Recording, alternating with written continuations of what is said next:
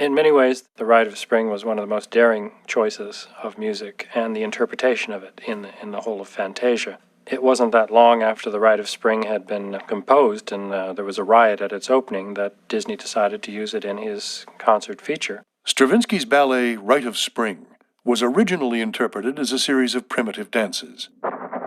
The story that Disney and Stokowski chose to tell was nothing less than the origin of life on Earth.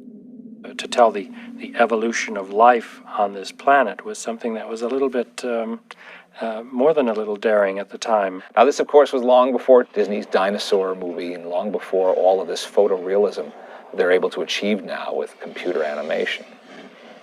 But think what those artists and animators did back then. Think of what they achieved. The multiplane camera gets a lot of attention because it's truly spectacular. But there were other things that were done in the camera department and in the special effects camera department, what was referred to as the process lab. Very bland title. But what went on behind the doors was magic. I mean, they were just wizards back there. And they're the ones who created many of the effects that you see. The planets whirling through the sky, the mud vats that, bubble up the lava, the smoke effects. I had a good friend, I remember, who was telling me that he was out on the back lot one Sunday afternoon with 5 barrels of oily rags that they deliberately set on fire, and they were shooting high contrast black and white stock of the roiling black clouds that were boiling up out of this thing. Apparently there was a vat of water, and cans of paint were turned upside down in the water. As the paint spilled out, it developed smoke patterns, and these patterns were used in development of the smoke pouring out of the volcanoes that we see during the Rite of Spring. This was a kind of special effects that meant feeling your way back into a time before history and making it believable to audiences. It's a great benchmark for special effects.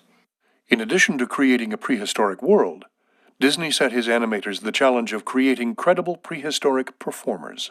Those dinosaurs have weight and power and substance. There's nothing cartoony about them.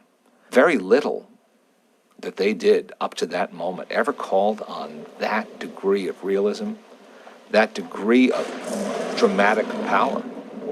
Walter told the animators, said, don't animate it like Pluto or like the dwarfs.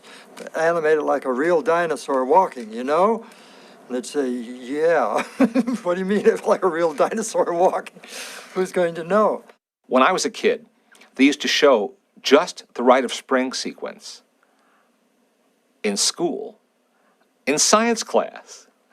I remember this. They'd thread up the 16mm projector and show us the Rite of Spring as a kind of instructional film on the creation of the Earth.